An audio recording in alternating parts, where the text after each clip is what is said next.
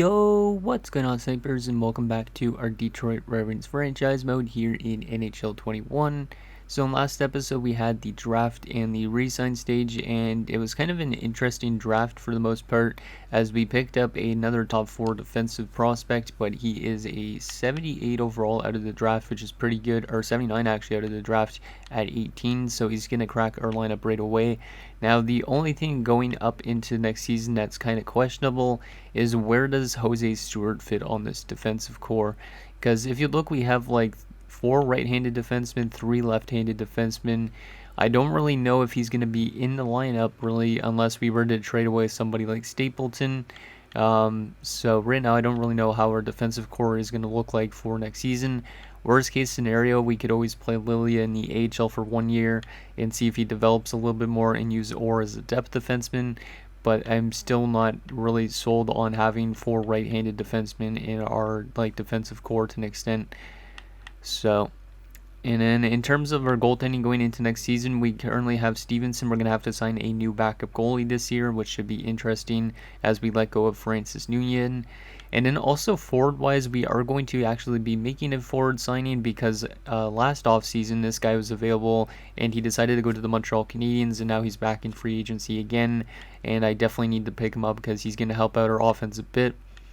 As you can see, we also actually made a trade in last episode, acquiring this Barker guy at the draft for a 7th round pick. So I'm hoping this guy can help us out a little bit offensively as well. Should be a decent pickup. And yeah, we have a pretty good roster for in terms of depth right now, but our top 6 still obviously needs that goal scoring player, and that's why we're going to be bringing in Savonin, and then we're going to also bring in a backup who hopefully could help us out a little bit as well. So I think our team might have a good upcoming season. Hopefully that is the case. And yeah, let's get into the free agent signings. So we'll start off with the backup goaltender, which in this case I found a goalie that I think will be pretty good. And that is, once he's down here, let me actually sort by overall. Might be a little bit easier to find him that way. That is Turnstrom. He's a high starter. He only wants 875k at 26. Apparently this guy's pretty decent. He has barely played, actually he has played in the NHL. He's coming off a season where he only played 5 NHL games with a 3-1 record, a 921 save percentage, and a 2.38 goals against. So he might be a very good backup goaltender. He's also had some pretty good AHL numbers the last few years, but he was not very good in New Jersey. Probably because New Jersey's been near the bottom of the league, I'm pretty sure, the last few years though. So we're going to bring in Marcus Turnstrom as our backup. And that means him and Stevenson will probably share starts. He's also not wanting a whole lot for a 26-year-old that's that overall. So I think this is a no-brainer signing. We'll give him $1 million for 1 year since there's no other teams interested. And then also, we're going to bring in Kari Savonin from the Montreal Canadiens on a 1-year deal. He only wants 1 year at 11.575, which will take up a lot of our cap space that we have, but at the same time, this guy's definitely worth it. He is starting to decline, but he's one of the best goal scorers of all time in this franchise mode. As you can see, his 1 season that he played with Montreal, he had 45 goals.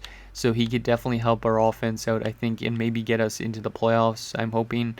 He's got over 1,500 points in his career already. Well, not already, but at this stage. Very long career from him. And then as you can see in the playoffs, he's almost point per game as well. His most notable playoffs was when he went to the Stanley Cup Finals against us, where he had 26 points in 26 games. And then, yeah, preseason-wise, he's over point per game. So I think Ville Savonin is definitely going to be something that can fill a void that we need.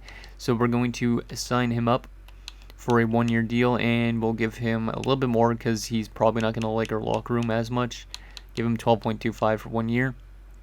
And that should be good on that front. I think also, didn't we offer a coach a contract in the last episode? I think so, right? Yeah, we did. Okay, so we're waiting on a head coach that I offered a contract to. Hopefully that will also help out with our terms of our chemistry. Let's advance a few days and see if we get those guys. We should probably, since we're the only ones actually betting on them. And there is, I think, yeah, that's our head coach, Reese Corvo. Welcome aboard. Very excited to have a new head coach for this team, and hopefully that helps us out a little bit. It looks like Kopitar is not wanting to sign as our assistant coach, unfortunately. I could still try and get him if I want to, though. because we didn't have an assistant coach, and I was trying to go after Anze Kopitar because he might not be a bad option. We do need an AHL head coach, technically, but I'm not going to hire anybody. I think I'll just let the AI find somebody for me. But NHL assistant coach, let's see. Why is NHL assistant coach down here? It's kind of weird. Kopitar should be still technically. Actually, no, he was wanting to be an associate, wasn't he? Looks like he might have signed somewhere. I don't know if we really need an assistant coach, though. Yeah, you know what? I'm just going to leave the rest of that the way it is for now.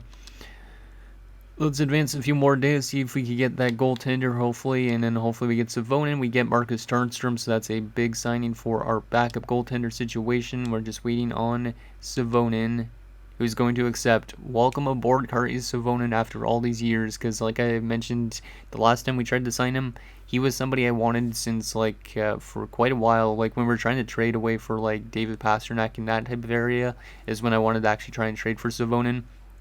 But then he re-signed in St. Louis on like an 8-year deal or something like that. Then he went to free agency, signed that 1 year in Montreal. Now he's a member of your Detroit Red Wings, which should help us out a lot in terms of our offense now. Now, like, if we look at our contracts here, we got $10 million in cap space. We got these guys as our centers. Matthews probably will go back up in overall, I'm assuming, once he starts playing good, because right now it's morale that's dragging him down, I'm pretty sure. But we still got Belanger, Powell, and Hobbs, so it's some pretty decent centers. Savonin's going to definitely help us out a lot. We got Dika, who's on a 1-year deal still, but he will get signed for a long-term deal. I think having Savonin and Dika on the wings is very good, because obviously Savonin's going to score a lot of goals. Dika had like 27 goals last year, so I think he will give us some depth scoring as well. And then Dingman, Garrison, Barker, DeKaiser, Alexandrov, Ciofito, and Gove. And I think I'll probably also call up Visnovsky as a depth center. And then obviously there's our defense currently. And in terms of our goaltending, there's our goaltending as well. So I think we're going to be a decent team this year. I don't know if we're going to be a playoff team for sure, but hopefully Savonin could help push this team into a postseason appearance. So anyways, guys, I'm going to make a quick cut in this video with our edited lines for the upcoming season. So I will see you guys in a second. Okay, guys, so our lineup looks pretty good. There is also the defensive problem, which I'll get to in a little bit. But we got Savonin, Matthews, and Dingman, who have a +1 boost, which is pretty good. We got Garrison, Powell, and Dika. Third line, Barker, Belanger, and Ciofito, which looks pretty good. Belanger obviously coming into his second NHL season. Yeah, second NHL season. Ciofito going into his first, and Barker coming into his first with the Detroit Red Wings. Fourth line-wise, you got Gove, Hobbs, and DeKaiser. So I'm pretty much a big fan of our forward core. Obviously, the overalls aren't going to stay the same because this is just a preseason boost. And then defensively is where we get into our problem. As you can see, there is no Jose Stewart in our lineup. He's currently scratched because in favor of like Lilia, because Lilia should be in our lineup technically. But we got Lillian, Biggs, Samson, and Wall, and then Hardikainen in Stapleton. So I have, Stewart as a depth defenseman. He's still a 76 because of morale. But yeah, I don't know what the reasoning is. I don't know if we should technically be sending him down to the minors and trading him away or something like that.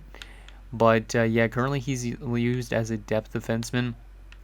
If somebody like Wall drops off a lot, we could always take him out. But yeah, I expect Stewart to complain a lot about his ice time being a depth defenseman for us. But it's something that we probably have to do with our roster. And in terms of our power play unit, we got Savonin, Matthews, Dingman, Dika, Biggs, which is pretty good, Garrison, Belanger, and Powell, and Stapleton and Wall, which I like as well. But yeah, our special teams and all that stuff looks pretty solid for the most part. Actually, let me get rid of that minus. But yeah, I'm kind of skeptical about scratching somebody like Stewart, who's been with our team for a long time. He doesn't deserve to be scratched. Like, I could trade him away, but I don't really think I want to. Like, he's a very solid defensive defenseman. It's just I have no idea where we could slot him in. Like, the only thing that would make sense to me is sending Lilia down to the minors if Lilia doesn't play good. And then we could always call up Orr as a depth defenseman. So that might be something we end up doing at some point. But yeah, let's get started with the season simulation and see how this team performs. And like I said, if Jose Stewart complains a lot, maybe we will have to make that change in sending Lilia down. Really depends on how he plays as well. And yeah, we have technically a new head coach, so that should be interesting. What is their scheme fit out of curiosity throughout the entire team? It is up to a 60%, so not too bad. It definitely needs to improve in some areas, but I will take it. Okay, let's start up the season simulation. See how we do without Stewart in our lineup. And like I said, worst comes to worst, we'll send Lilia down to the minors because he was in the SHL, which means he is AHL eligible, I'm pretty sure. So let's go to the 30th and just see how we do in the preseason. This team shouldn't be too bad, I would say, but you never know. Because I feel like we could outscore our problems technically to an extent. So 3-3-1, not too bad.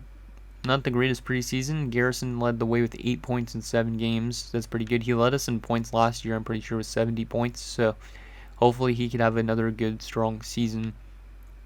But let's do 1 month at a time. Hopefully we run into some injury troubles to our defensive core, just so I could get Stewart in for a couple of games and he doesn't complain.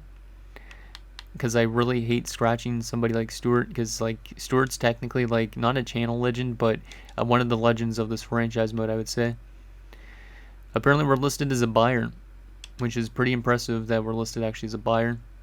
It could be the addition of Savonin though. We're off to a little bit of a rocky start to the year, but at least we're staying right around 500, which is better than years prior. And we are going to be 6-6 at November the 1st, so not too bad. A lot of losses, but we are off to an okay start. And yeah, Savonin, see what I mean? This guy's an insane machine. That's why I brought him in. 9 goals in his first 12 games with us. 15 points. Definitely doing what we brought him in for. Let me take a quick look at the goaltending situation just to see how Turnstrom's been. Has Turnstrom been good? Yeah, Turnstrom's been pretty solid as a backup. Stevenson's not been off to a great start, really. Oh, Stewart jumped back up to an 82. I really want to get him in the lineup, almost. Let me take a look at Lilia. Lilia's a +4. That's not too bad. But who the heck would I take out? I could always trade away Nicholas Stapleton. I don't really know if I want to trade him away, though. I could still scratch Stapleton, though, in favor of Stewart, which I think I'm going to do for now. Because I'm a sucker for keeping around somebody like Stewart in the lineup. Might be a little bit of a dumb thing to do, but I honestly want to get Stewart in for some games. Like, we could always alternate between him and Stapleton every month, just to keep them happy to an extent. Yeah, we'll just do that. We'll probably alternate every single month between the two of those two defensemen. Just because, like I said, I really like Stewart to play in the lineup. So let's do another month. Off to an okay start. Hopefully we could start getting more wins than losses, though, and not bounce around between 500 records. Let's go to December the 1st. We'll probably go to January the 1st in this episode as Caden Matthews goes down with an injury. That's a pretty big loss. It's our top line center, obviously playing with Savonin and Dingman. But then again, Wisnowski, when he played last year as a depth player, was really good. He played 34 games and had 20 points, so I'm expecting him to be not too bad with these two guys that he's playing with. So there's a win and a shootout loss, so at least it's a point. And Gordy Gove has been injured, so we'll go replace player. That's a player on our 4th line, and Matthews is back. That's great news, and they put on Matthews right in that replacement spot, which is kind of ridiculous. They'll throw Alexandrov in there, and it'll take Wisnowski out and throw in Matthews back on that top line. But yeah, I guess Alexandrov would be our number 1 depth option to an extent. He's back from the AHL because he spent last year in the AHL the entire season. Multiple players are back. Who else was injured again? Oh yeah, it was Mr. Gordy Gove. There you go. Wait, wasn't there somebody else that was injured too, or no?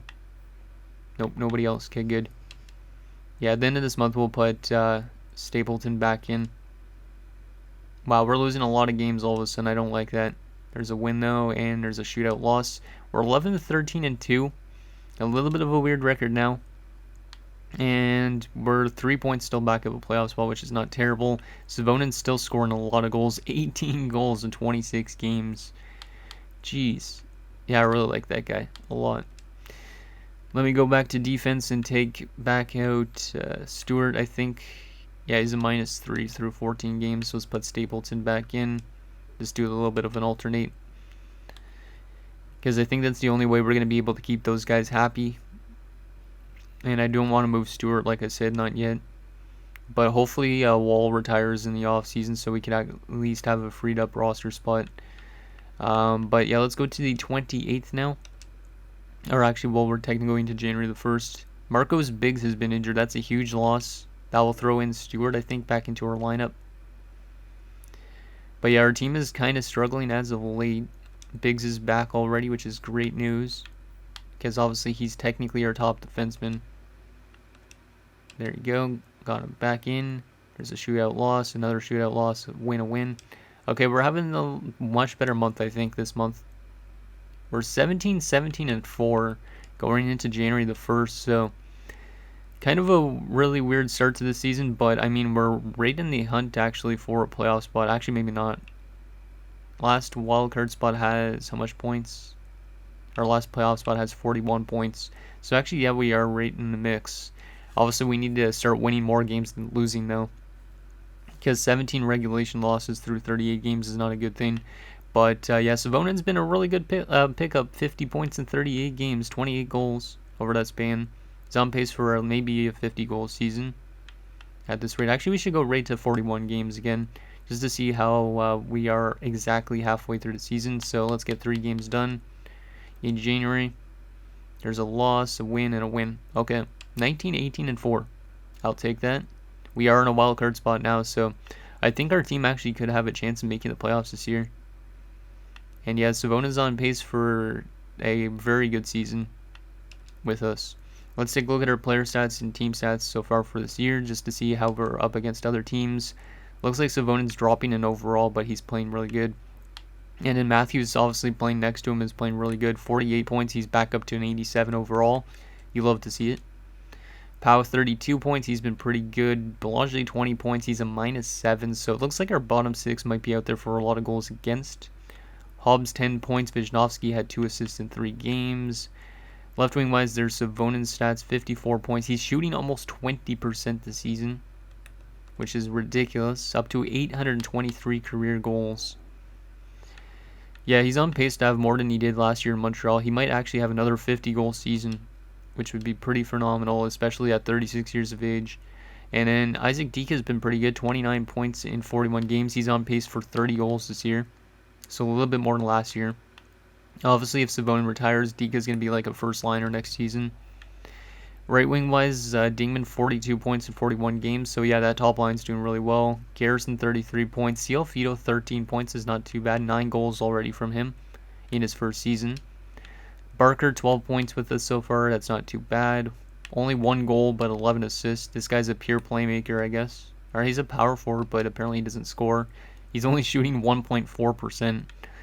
De Kaiser, 9 points. Gove, 7 points. Alexandrov had 1 assist in a short span. But yeah, it looks like our top 6 is doing really well, but then our bottom 6 is out there for a lot of goals against. In 41 games, Wall has 18 points, and he's a -3. Not a bad start from Wall. He's only on pace for like 36 points, though.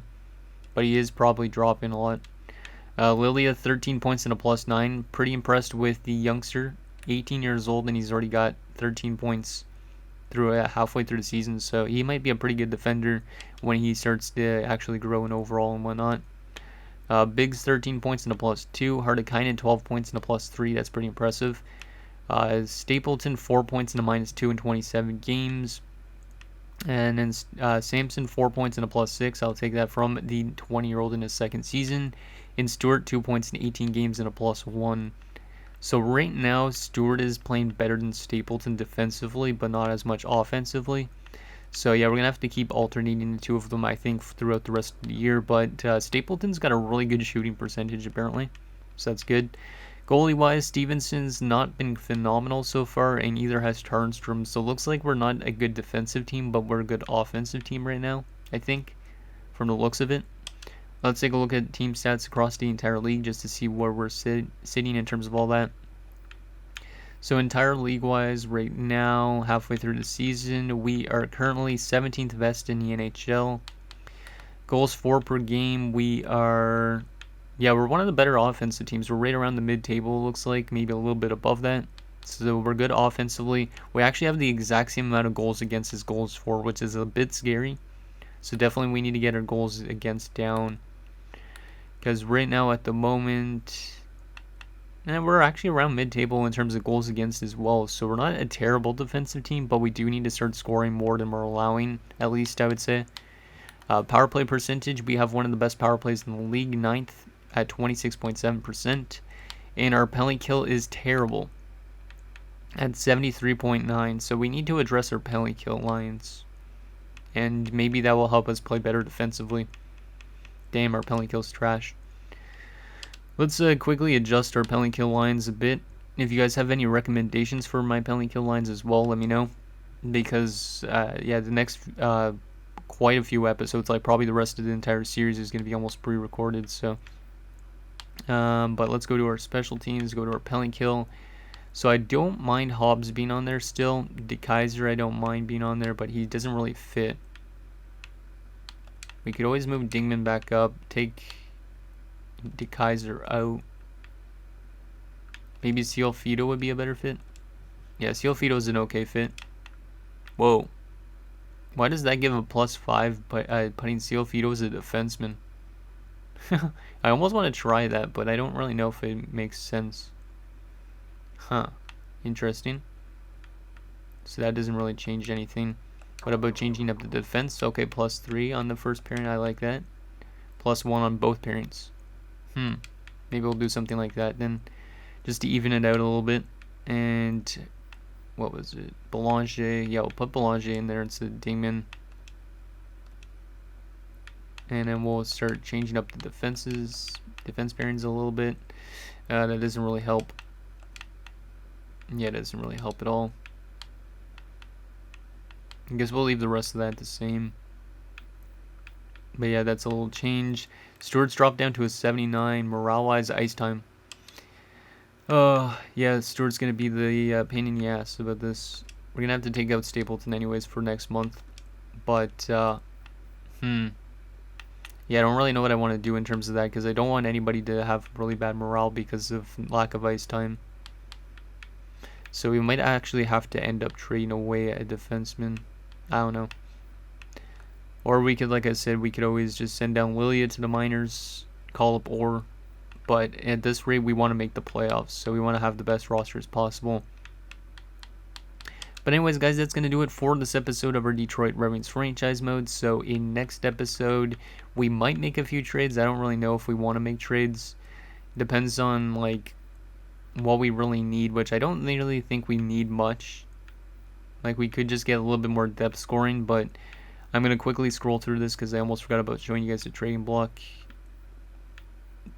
But yeah, there is definitely some stuff out there we could trade for if we really want to, or we could just see how we sim the rest of the year.